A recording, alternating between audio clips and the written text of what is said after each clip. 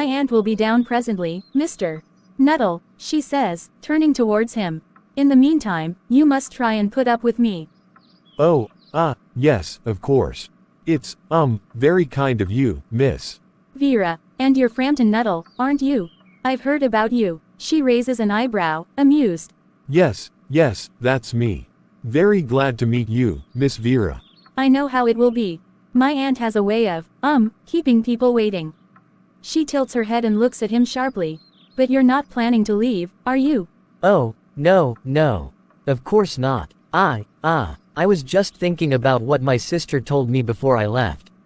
He pauses, uncomfortable. She said I would bury myself here and not speak to a soul, and my nerves would get worse from moping.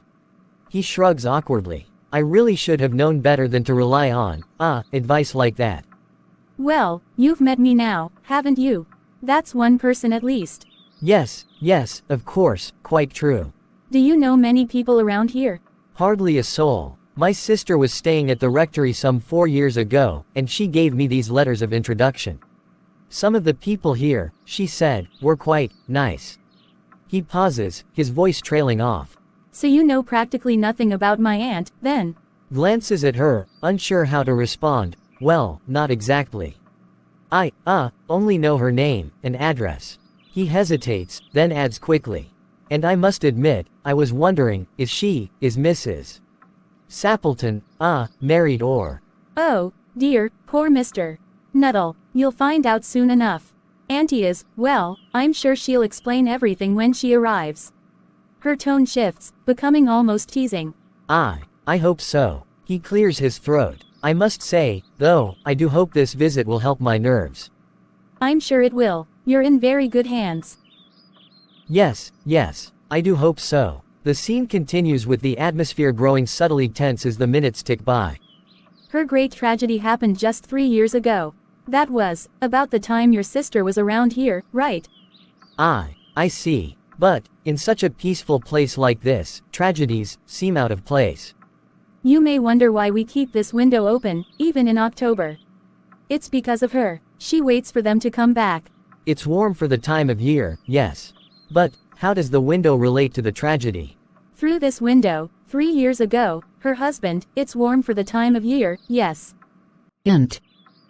Country house, de Frampton Nuttall sits nervously in a cozy room. A young girl, the niece, stands by the window, looking out. The window is wide open. Frampton looks uncomfortable as the girl But, how does the window relate to the tragedy? 2 brothers, and her little dog went out shooting.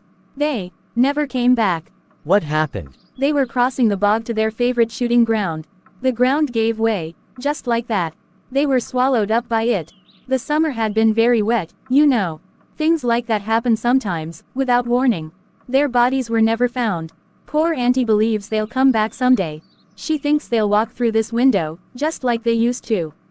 That's why she keeps it open every evening, until it gets dark. But, do you think that might really happen? Sometimes, I get a creepy feeling that they might. I almost believe it, sometimes. On still evenings, like this one. Oh, there she is. Auntie, she'll be so sorry she's late. I hope Vera has been amusing you. She's interesting. She's been very interesting, hasn't she? My husband and brothers will be home soon from shooting. They always come in this way. They've been out for snipe in the marshes today, so they'll make a fine mess on my poor carpets. Men are always like that, aren't they? Yes, quite like that. They've been shooting, and there aren't many birds around. I'm hoping for some ducks this winter. This is horrible. I need to change the subject. The doctors have ordered me complete rest, no excitement or exercise. Oh, no. Well, here they are at last. Just in time for tea. Look at them, muddy up. I must go, now. Here we are, my dear. A bit muddy, but most of it's dry. Who was that man running away? Oh, that was Mr. Nuttall. He was quite strange, only talked about his illnesses. And then, he just ran off without a word when you arrived. Really, how odd. One would think he saw a ghost. It was probably the spaniel. He told me he has a fear of dogs. Apparently, he had an awful experience once. He was chased by a pack of pariah dogs on the banks of the Ganges. They cornered him in a cemetery, and he had to spend the night in a grave while the dog snarled and foamed above him. Enough to scare anyone. Oh my, how romantic.